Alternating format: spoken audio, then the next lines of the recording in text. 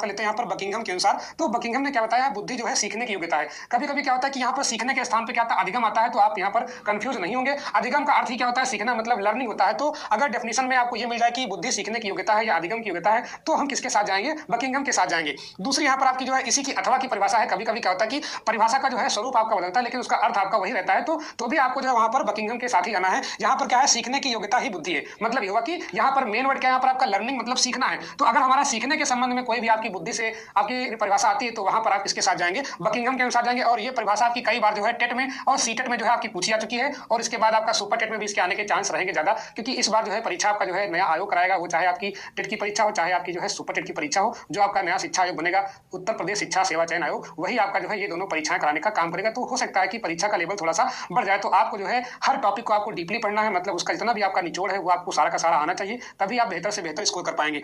दूसरी हम यहाँ पर डेफिनेशन देखते हैं वुडवर्थ के अनुसार। मतलब ये हुआ, अब यहाँ पर हमने किसकी बात की थी, सीखने की योग्यता पर आधारित। तो सीखने की योग्यता पर जितनी भी महत्वपूर्ण डेफिनेशन थी उन सबको मैंने यहाँ पर रखने का प्रयास किया है। तो वुडवर्थ ने क्या कहा है, बुद्धि ज्ञान प्राप्त करने की योग्यता है। ठीक है, अगर कहीं पर डेफिनेशन आपकी ऐसी मिल जाए कि बुद्धि क्या होती है, ये ज्ञान प्राप्त करने की योग्यता होती है, तो हम किसके साथ जाएंगे, वुडवर्थ के साथ जाएंगे। और वुडवर्थ के बारे में जो है मैंने इसके पहले वृद्धि और विकास में विस्तृत चर्चा की थी। उन्होंने बताया था कि अगर हम बालक का विकास करना चाहते हैं तो वहां पर वंशानुक्रम और वातावरण दोनों ही एक रूप से समान रूप से प्रभावित करते हैं। मतलब ये हुआ कि अगर किसी बालक का हमें डेवलपमेंट करना है, उसका विकास करना है, तो वहां पर वंशानुक्रम और वातावरण ये दोनों ही उसके विकास को प्रभावित करते हैं। तो वुडवर्थ आपके जो है बहुत ही इंपॉर्टेंट है बाल विकास में। इनसे एक ना एक आपको डेफिनेशन जरूर देखने को मिलेगी, वो चाहे आपकी यूपी टेट की परीक्षा हो, चाहे आपकी सीटेट की परीक्षा हो, चाहे आपकी जो है सुपर टेट की परीक्षा हो, या जो आपके डीएलएड के एग्जाम होते हैं या वीट के एग्जाम होते हैं सेमेस्टर वाले, उन सभी के लिए भी आपका बहुत ही महत्वपूर्ण सेशन है।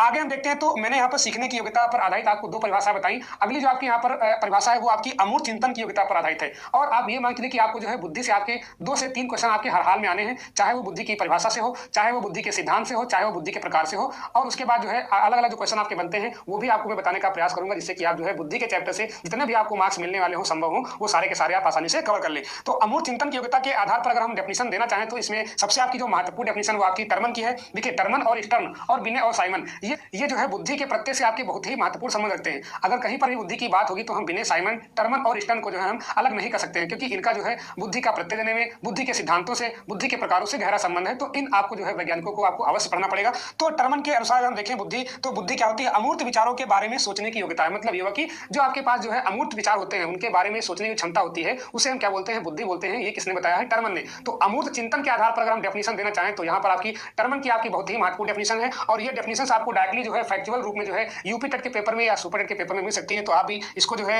याद कर लें, इसको भी आप जो है दिमाग में रखें, और एग्जाम के एक दिन पहले जरूर आप जो है इसको रिवाइज कर लें, क्योंकि वहां पर क्या होता है कि अलग अलग डेफिनेशन होती हैं, तो फिर आपको जो है हमेशा कंफ्यूजन रहता है। क्योंकि अगर आप यहाँ पे डेफिनेशन बुद्धि की पढ़ रहे हैं, फिर आपकी जो है व्यक्तित्व की आएंगी, फिर आपकी